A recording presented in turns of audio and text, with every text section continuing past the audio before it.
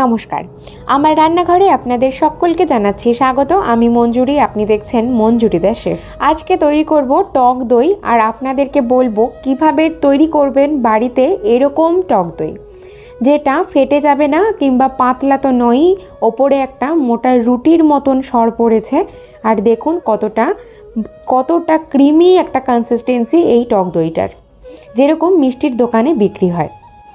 এতদিন টক দই বানাতে গিয়ে যে সমস্ত সমস্যার সম্মুখীন হয়েছেন সে সমস্ত দিন এখন শেষ। এবারে তৈরি হবে 1 কেজি দুধ দিয়ে 1 কেজি টক দই, আর সেটা হবে এই রকম দেখতে। কিভাবে তৈরি করব, কি কি পদ্ধতি অবলম্বন করলে আপনার টক দইটাও এইরকমভাবে বসবে, কতক্ষণ সময় লাগবে, কি করবেন না করবেন খুঁটিনাটি জানার জন্য, সম্পূর্ণ রেসিপিটা দেখার জন্য আমি অনুরোধ করছি। তাহলে রেসিপিটা চলুন শুরু করা যাক। মঞ্জুরি দ্য শেফে থাকছে সেরা রেসিপি। চ্যানেলটি সাবস্ক্রাইব করুন আর এই ঘন্টায় একটা ক্লিক করে দিন, যাতে করে আমার সমস্ত রেসিপির আপডেট আপনার কাছে পৌঁছে যায়। আজকে আমি টক দইটা এই আমুলের এই দুধটা দিয়ে তৈরি করব।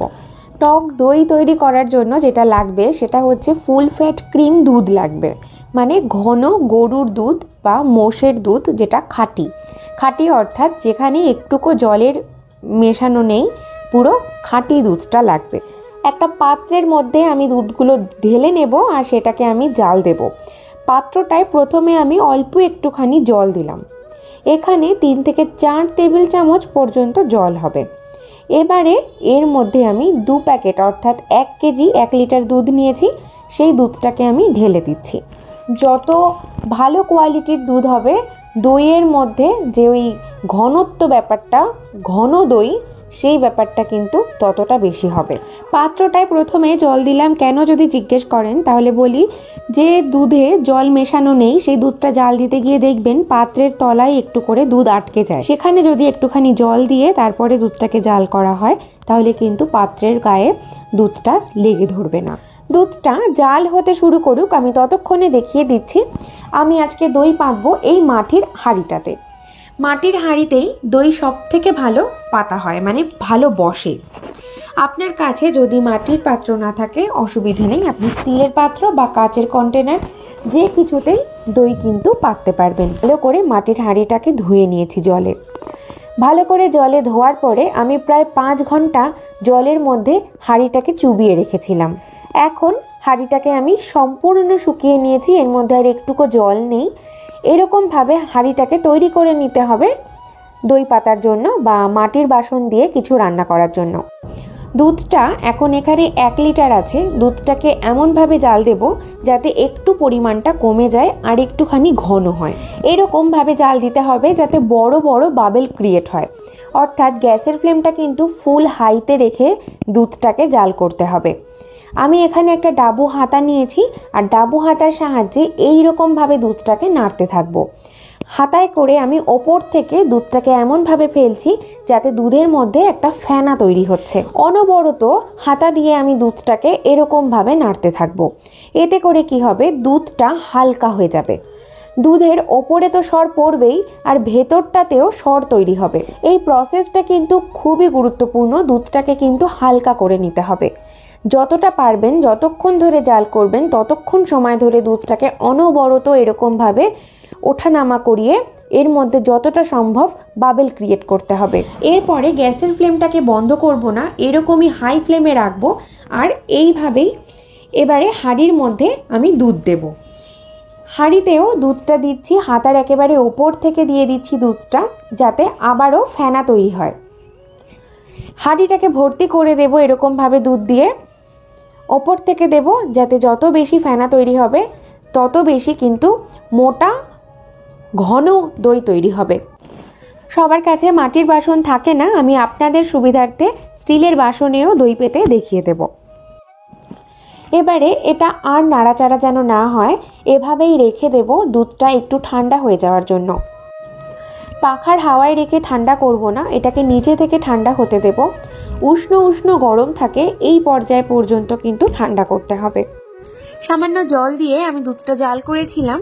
দেখুন কড়াইতে কিন্তু তলায় একটুও দুধ ধরে যায়নি বা লেগে নেই। এটা হলো দইয়ের ছাঁচ, অর্থাৎ আমার কাছে যে দই ছিল টক দই, আমি সেই দইটাতে একটুখানি জল মিশিয়ে এরকম একটা কনসিস্টেন্সিতে পাতলা করে নিয়েছি।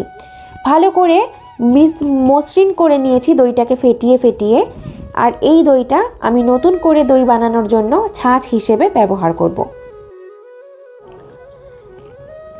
15 মিনিট হয়ে গেছে। আমি এখন একটু চেক করছি যে এখন কিন্তু আঙ্গুল দেওয়া যাচ্ছে। এই বাটির দুধটা এখন ঠান্ডা হয়ে গেছে, উষ্ণ উষ্ণ গরম আছে, একেবারে ঠান্ডা দুধেও কিন্তু দই পাতা যায় না, উষ্ণ উষ্ণ গরম আছে যে এখানে আঙ্গুল রাখা যাচ্ছে। আর এই যে বড় মাটির হাঁড়িটা, এর মধ্যে দুধের পরিমাণটাও বেশি, এটা এখনও ততটা ঠান্ডা হয়নি। আমি তাই প্রথমে স্টিলের পাত্রটাতে এই দইটা মিশিয়ে দিচ্ছি। 1 চামচ দই এই পরিমাণ দুধের জন্য একদম পারফেক্ট। আমি এখানে 1 চামচই এই ছাঁচটা মেশালাম। এবারে এই হাঁড়িটাতে আমি আরেকবার আঙ্গুল দিয়ে দেখে নিচ্ছি যে এবারে কিন্তু একদম পারফেক্ট টেম্পারেচার আছে, আঙ্গুলটা রাখা যাচ্ছে। 30 সেকেন্ড মতন রাখলেও হাত কিন্তু পুড়ছে না, কিন্তু উষ্ণ গরম আছে, একদম পারফেক্ট টেম্পারেচার এটা। এখন এর মধ্যে আমি ছাঁচটাকে মিশিয়ে দেব। একদম ধার দিয়ে দুধটাকে কিন্তু একটুকু নাড়াচাড়া করা যাবে না, যে বাবেলটা তৈরি করেছি এটা যেন নষ্ট হয়ে না যায়। ধীরে ধীরে আমি এই হাঁড়ির গা দিয়ে ছাঁচটাকে ঢেলে দিচ্ছি। আমি এখানে 4 থেকে 5 চামচ এই চামচের ছাঁচ ঢালছি। এটা যথেষ্ট এই পরিমাণ দুধের জন্য। আমার কিন্তু মোট দুধ 1 লিটার। এবারে আমি সিলভারের এরকম ফয়েল দিয়ে র্যাপ করে দিচ্ছি ওপরটা। আপনি চাইলে যে কোনো ঢাকনাও দিতে পারেন। এভাবে ঢেকে রেখে আমি এমন একটা জায়গায় রেখে দেব যেখানে কারোর নাড়াচাড়া হাত পড়বে না, আবার জায়গাটাও একটু গরম থাকবে। রান্নাঘর অথবা এরকম একটা সেফ কর্নার দেখে এই পাত্র দুটোকে আমি সারা রাতের জন্য বসিয়ে রাখবো।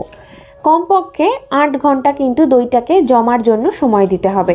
10 ঘন্টা আমি দইটাকে জমার জন্য রেখে দিয়েছিলাম, আর তারপরে আমি ফ্রিজে তুলে দিয়েছি। 2 ঘন্টা ফ্রিজে রেখেছি। এখন দইটা ঠান্ডা অবস্থায় আছে। খুব ঢাকনা খুলছি আর দেখে নেব কি অবস্থা। দেখুন দেখতেই কতটা লোভনীয় হয়েছে। দেখে আশা করছি বোঝা যাচ্ছে ওপরের যে লেয়ারটা পড়েছে সেটা কতটা পুরু আর মোটা। স্টিলের বাটির দইটাও কিন্তু সুন্দরভাবে বসেছে। দেখুন কাত করলেও কিন্তু দই হিলে যাচ্ছে না, মানে দইটা এতটাই টাইট হয়ে বসেছে। গরমকাল তো পড়েই গেছে, প্রতিদিন বাড়িতে টক দইয়ের প্রয়োজন। ছোট থেকে বড় সকলের জন্যই টক দই ভীষণ স্বাস্থ্যকর। তাছাড়া যে কোনো রান্নার প্রিপারেশন বা শরীর চর্চা বা রূপচর্চা সবেতেই কিন্তু এই টক দইয়ের জুড়ি মেলা ভার। এই টক দই ঘোল করে খান, যে কোনো চাটে দিয়ে খান, কিংবা যে কোনো রেসিপিতে ব্যবহার করুন, দই কিন্তু অসাধারণ লাগবে।